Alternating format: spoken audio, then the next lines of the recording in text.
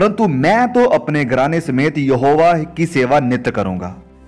यहोशुआ कहता है कि अगर आप सब लोग चाहे दूसरे देवी देवताओं और मूर्तियों की पूजा करो, लेकिन इससे मुझे कोई फर्क नहीं पड़ता है, लेकिन मैं और मेरे घराने ने हमने फैसला कर लिया है कि हम परमेश्वर की सेवा करेंगे। और यह एक फैसला है जो मेरी आवाज को आज सुन रहे हर एक इंसान को लेना है। आज आपको चुनाव करना पड़ेगा कि या तो आप मटीरियलिज्म के देवता की पूजा करेंगे जो हमारे आसपास है,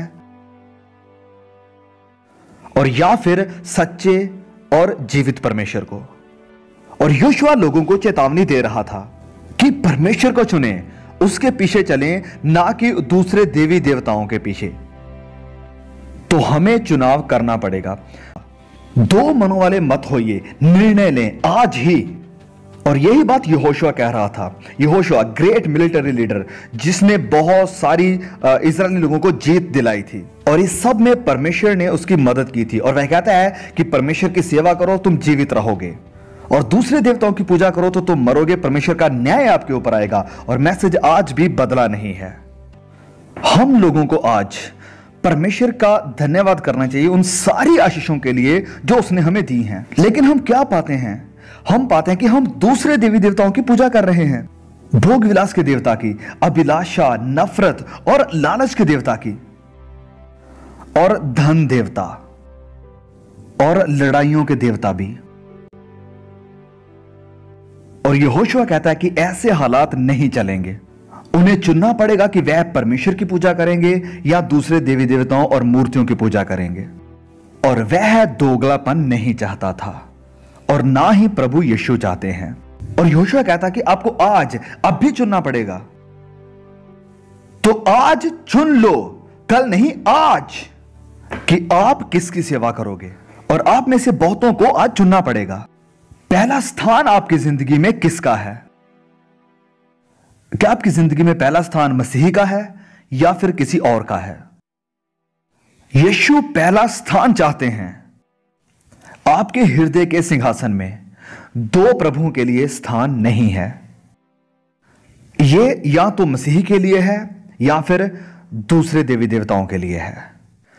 मुझे लगता है कि इसे स्पष्ट करना चाहिए, इसके ऊपर जोर देना चाहिए कि हम दो देवताओं की पूजा नहीं कर सकते हैं, परमेश्वर और धन की। आपको चुनाव करना पड़ेगा।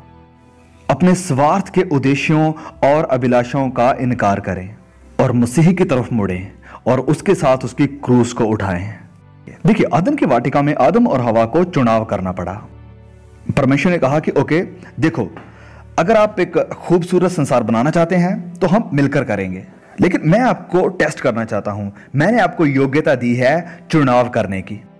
मैंने आपको रोबोट नहीं बनाया है कि मैं आपका बटन दबाऊं और आप लोग मेरी आज्ञाकारी करें। मैंने आपको अपने स्वरूप पर बनाया है। आपके पास अधिकार है चुनाव करने का। तो जब आदम और हवा ने उस चुनाव का सामना किया तो उन्होंने चुनाव गलत किया। उन्होंने परमेश्वर का विरोध किया और उसकी उल्लंघना की। और परमेश्वर ने कहा कि जिस दिन तुम ये करोगे तुम जरूर मर जाओगे।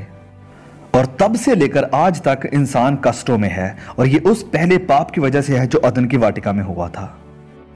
और इंसान के अंदर वह स्वभाव है गलत चुनाव करने का, पाप करने का। ये पाप का बीज जन्म से ही हमारे अंदर है। दाऊद कहता है कि पाप में मेरी मां ने मुझे कंसीव किया। सोच कर देखिए कि कंसेप्शन से ही पाप का ये सीड हमारे अंदर लगा हुआ होता है। तो देखिए, आप पाप में पैदा होते हैं, आप पाप का चुनाव करते हैं और फिर आप पाप में जीवन गुजारते हैं। और बाइबल कहती है कि हम सब ने पाप किया और हम सब मूर्ति पूजक हैं। अब आदम और हवा को चुनाव करना पड़ा, लेकिन उन्होंने गलत चुनाव किया। आपको भी चुनाव करना पड़ेगा। आप लोग जो स्क्रीन पर देख रहे हैं, उम्मीद है आप भी आज ही चुनाव करेंगे, फैसला करेंगे मसीह यीशु के पीछे चलने के लिए। और उससे कहिए कि मैं और मेरा घराना हम मसीह की सेवा करेंगे। और फिर बहुत सारे चुनाव, जैसे एक जवान धनी था, याद है वह यीशु के पास आया था और उसके मन में बहुत सवाल थे और वह अनंत जीवन चाहता था। और उसने कहा कि हे प्रभु, अनंत जीवन पाने के लिए मुझे क्या करना होगा? तो प्रभु यीशु ने उसकी तरफ देखा, उससे प्यार किया और उससे कहा कि जो कुछ भी तेरे पास है उसे बेच दे और गरीबों में बांट दे। क्रूस को उठाओ और मेरे पीछे हो लो। वह जवान बहुत दुखी हुआ, वह रोया, वह मसीह को चाहता था, लेकिन वह अपने पैसे को उससे ज्यादा चाहता था।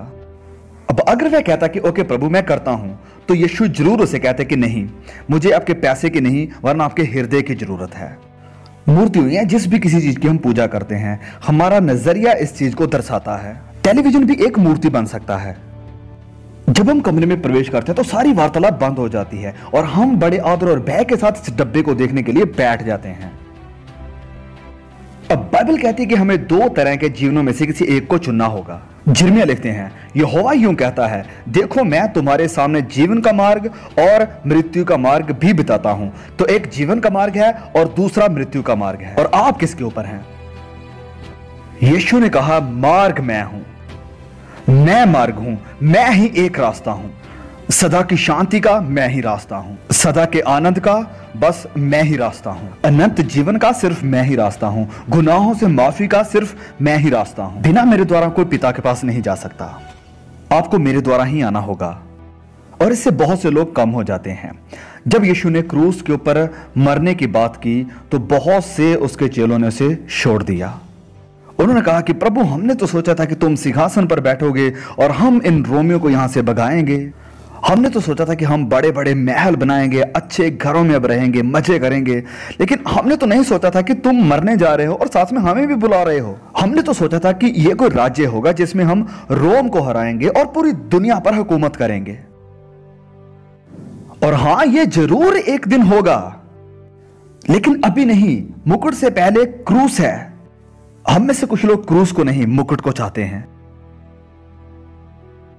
पवित्र बाइबल बताती है कि एक ऐसा भी मार्ग है जो मनुष्य को सही दिखाई पड़ता है, लेकिन इसका अंत विनाश है।